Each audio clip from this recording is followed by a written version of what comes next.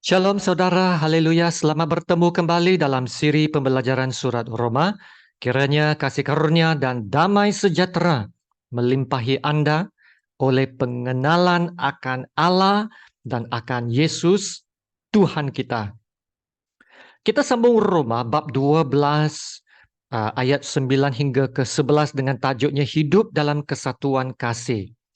Ya, kita akan fokus kepada ayat 9 ke 11.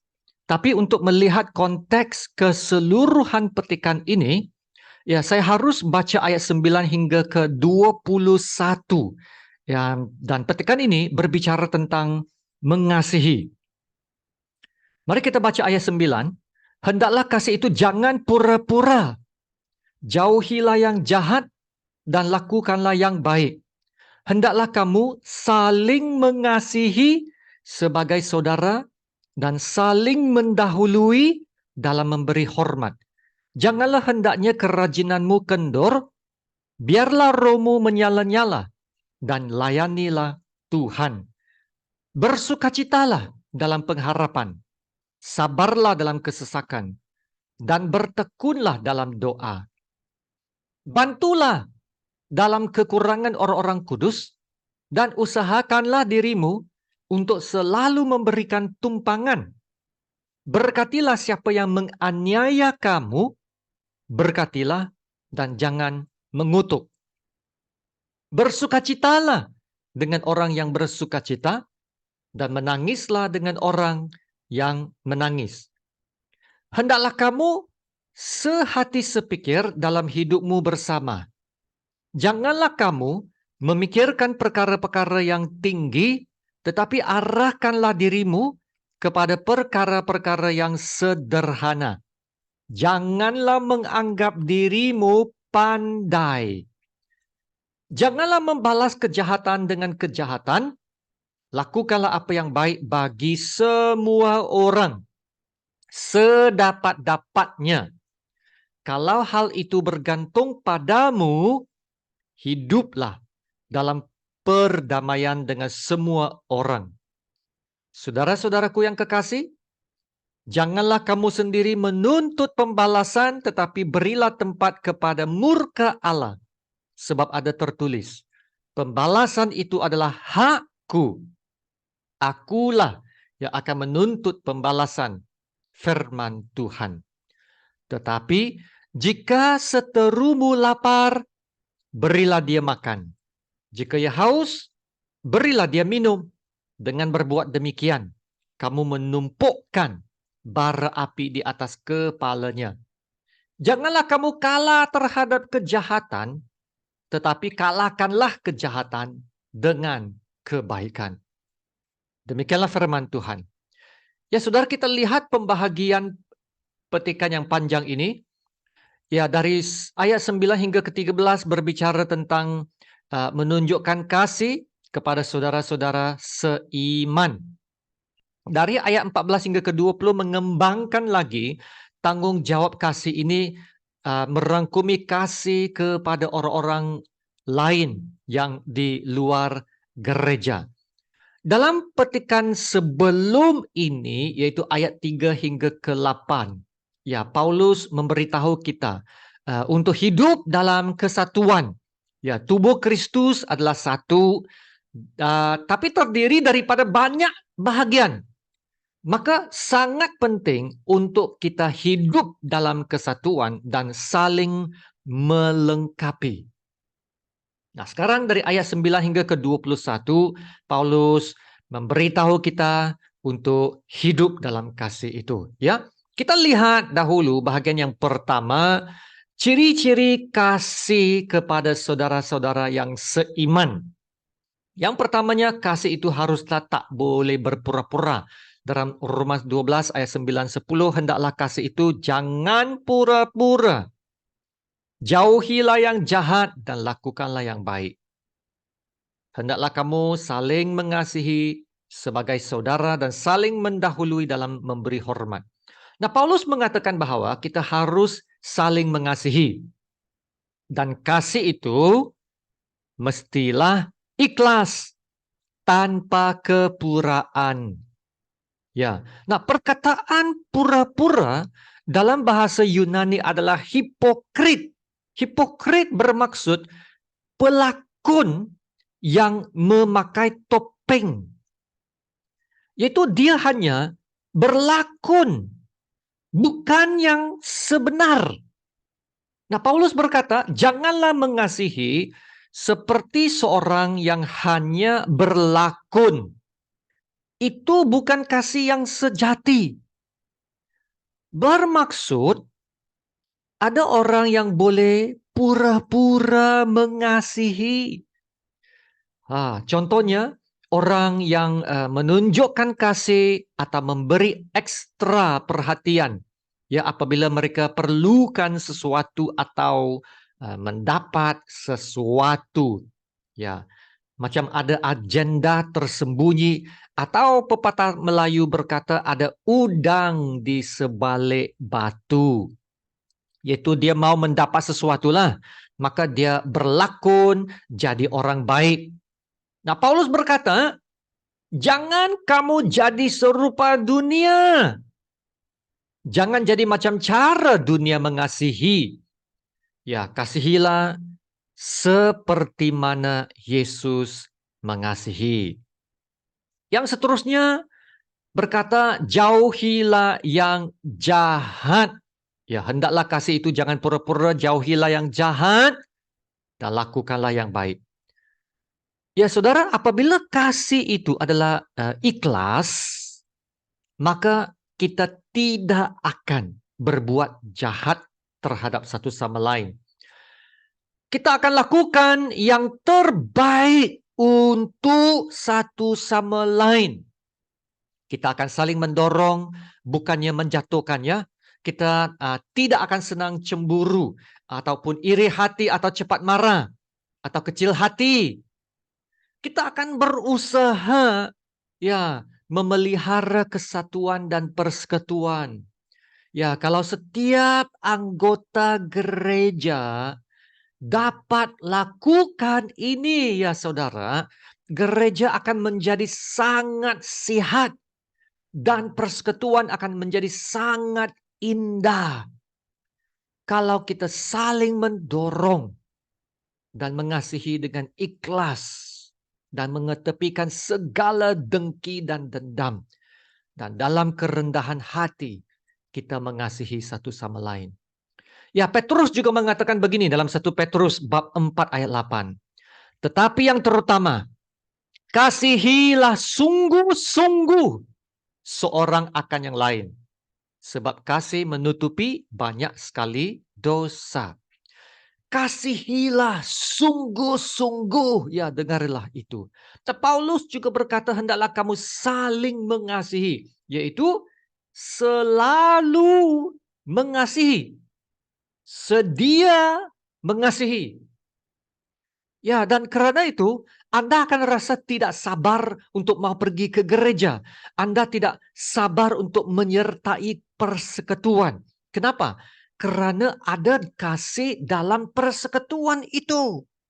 Kenapa Anda suka pergi ke gereja ini? Kenapa Anda suka pergi ke gereja itu? Sebab Anda rasa dikasihi. Amin.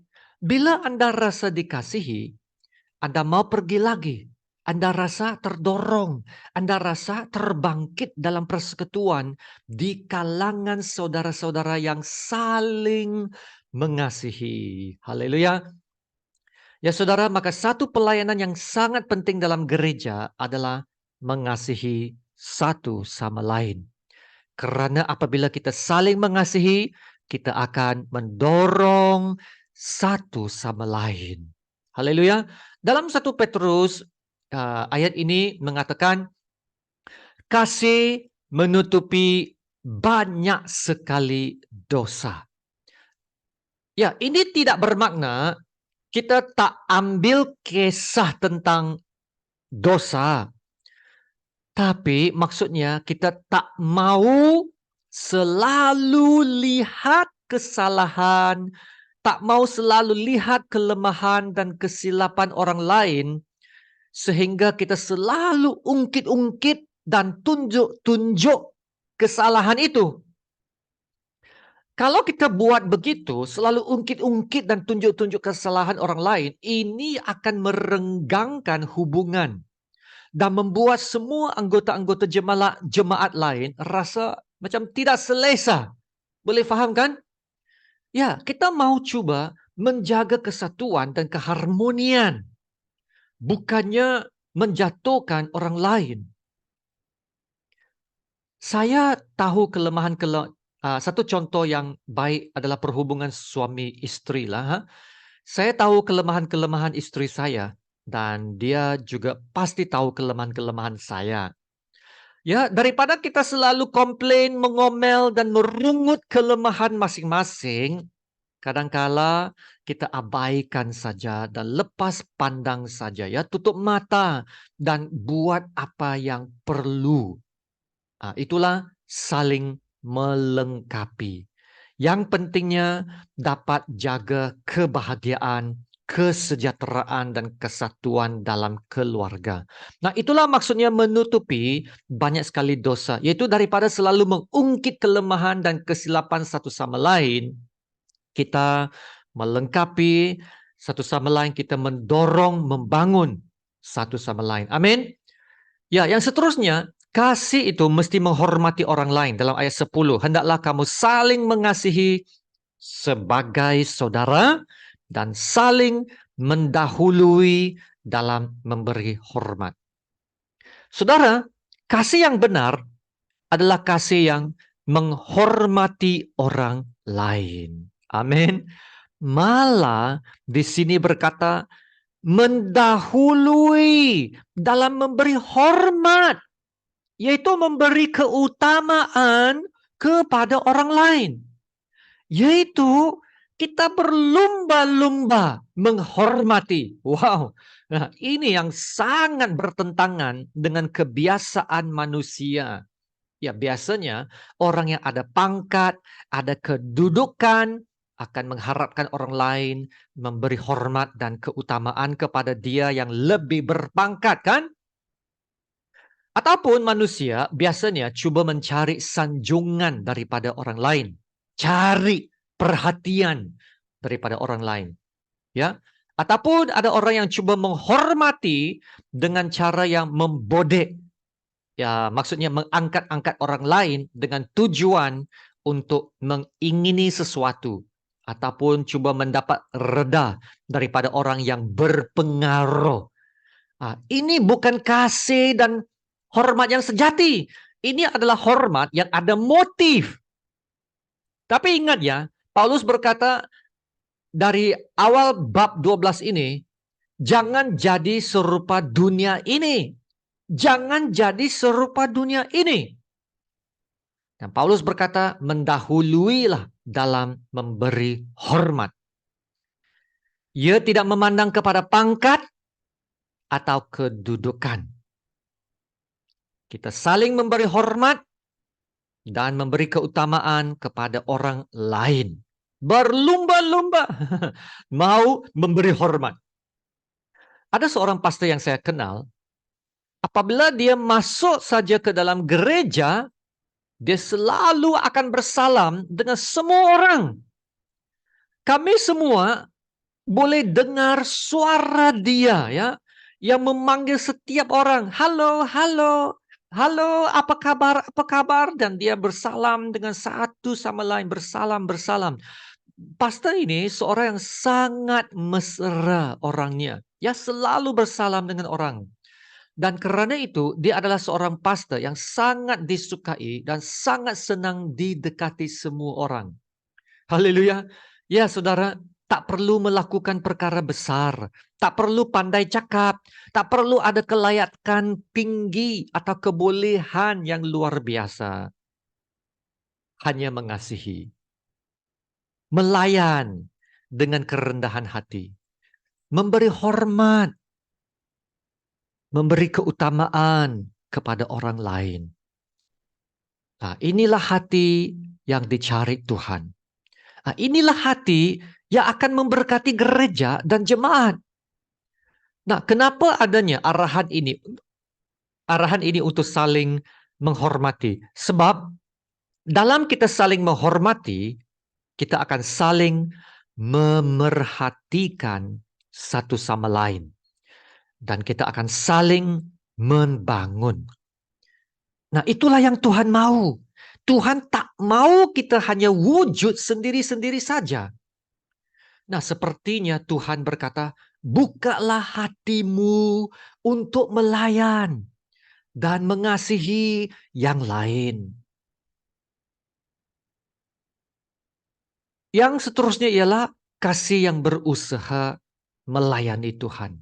Ayat 11. Janganlah hendaknya kerajinanmu kendur. Biarlah rohmu menyala-nyala dan layanilah Tuhan. Amin. Dalam terjemahan Alkitab versi Bonyo berkata begini, jangan biarkan kerajinanmu berkurangan.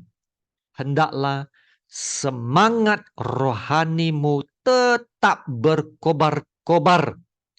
Sentiasa abdikan diri kepada Tuhan. Nah, Paulus sedang memberi amaran tentang kemalasan rohani. Ya, janganlah hendaknya kerajinanmu kendur. Biarlah rohmu menyala-nyala. Ya, saudara, bagaimana mau memastikan rohmu menyala-nyala? Kalau ikut konteks petikan ini, caranya adalah melalui kasih. Mengasihi. Ya, kasih akan memberikan semangat kepada seseorang untuk melayan. Haleluya. Apabila Anda ada hati yang mengasihi, Anda akan sedia melayan. Sebab dalam kasih, Anda mengutamakan orang lain. Haleluya. Apabila Anda ada hati mengasihi, Anda akan sedia melayan. Saudara, saya mengasihi jemaat gereja saya. Dan karena itu saya sedia melayan mereka. Pernah lihatkah seorang lelaki yang baru jatuh cinta? Betapa bersemangat dia dalam hidupnya. Dan hatinya berkobar-kobar melayan pacarannya. Ya, dia akan melakukan apa saja untuk menjaga hati pacarannya. Dan membuat dia gembira. Itulah dia. Ada kuasa dalam kasih. There is power in love. Maka saudara, satu cara untuk memastikan kerajinan rohani kita tidak kendur adalah dengan mengasihi. Nah, itulah juga hukum yang terutama. Mengasihilah Allah dengan segenap hati jiwa dan mengasihi satu sama lain. Haleluya. Saudara, apabila kita ada hati untuk mengasihi orang lain, kita akan sedia melayan. Haleluya. Saudara, pada hari ini kalau kita kurang semangat dalam iman kita, sepertinya malas dalam kerohanian kita, sudah dalam keletihan, letih lesu, maka saudara, perbaharuilah perhubungan Anda dengan Tuhan. Kembalilah kepada apa yang paling asas sekali, yaitu mengasihi Tuhan. Hukum yang terutama. Saudara, bagaimanakah perhubungan kita dengan Tuhan hari ini? Banyak kali kita rasa lemah, kita kurang semangat adalah karena perhubungan kita dengan Tuhan sudah pun berjauhan. Haleluya. Saudara, petikan pada hari ini telah mengajar saya untuk mempunyai hati yang lebih besar lagi, terutamanya untuk orang lain. Ya, jangan hanya hidup untuk diri sendiri saja. Saya mengaku ya, saudara, bahwa saya seorang yang pendiam. Ya, tidak berapa pandai bergaul, ya, introvert. Tapi petikan hari ini telah memberi suatu dorongan yang kuat kepada saya untuk memberanikan diri, ya, untuk menjadi lebih terbuka dan mendekati orang lain. Motifnya adalah untuk mengasihi dan membangunkan satu sama lain. Sebab bila Anda rasa dikasihi, bila Anda rasa dilayan, diberi perhatian, Anda akan rasa selesa dan diberkati. Dan Anda mau persekutuan itu lagi. Tapi janganlah ya hanya terima saja ya. Kita juga harus memberi. Ya, firman Tuhan juga ada mengatakan bahwa diberkatilah orang yang memberi daripada yang menerima. Maka saudara, marilah kita mendorong satu sama lain untuk mengasihi, ya, mewujudkan suatu suasana yang sehat, membangun satu sama lain dengan melayan satu sama lain. Haleluya. Mari kita berdoa. Haleluya, Allah Bapa kami yang di surga, dimuliakan namamu yang teragung dan yang tertinggi. Terima kasih Bapa untuk firman kebenaran-Mu yang sekali lagi memberi pengajaran dan dorongan kepada kami. Kiranya firman-Mu yang telah disampaikan akan terus berbicara, terus bekerja, dan memperbaharui hidup kami. Supaya kami benar-benar berubah. Terutamanya dalam hal mengasihi. Mengasihi Engkau, ya Bapa, dan mengasihi satu sama lain. Kasih yang bukan berpura-pura, yang ada motif, bukan kasih yang mencari keuntungan diri sendiri, tetapi kasih yang saling mendahului dalam memberi hormat, kasih yang mengutamakan orang lain, kasih yang mau membangunkan orang lain, kasih yang mau melihat jemaat dan gereja bertumbuh sehat. Haleluya, terima kasih Bapak. Ingatkan kami untuk terus hidup dalam kerendahan hati, supaya kami akan sentiasa sedia melayan dan memberi. Ya Tuhan, bangkitlah hati kami untuk melayan.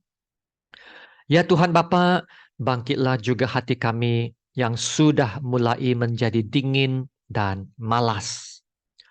Kadangkala kami tidak sadar, kami sudah berjauhan dari Tuhan, sehingga kami tidak dapat merasakan hadirat Tuhan. Kami telah tergoda dengan tarikan dan pengaruh dan kesibukan dunia. Ya Bapa, ampunilah kami. Ampunilah kami. Bawalah kami untuk kembali kepadamu, agar kami akan sentiasa mengabdikan diri kepada Tuhan dan lebih mengasihi Engkau daripada mengasihi dunia. Terima kasih Bapa. Dalam nama Tuhan Yesus kami berdoa dan ucap syukur. Amin. Haleluya. Ya saudara, terima kasih untuk perhatian Anda. Dan ingatlah pesanan Paulus dalam ayat 11 ini. Janganlah hendaknya kerajinanmu kendur. Biarlah rohmu menyala-nyala dan layanilah Tuhan.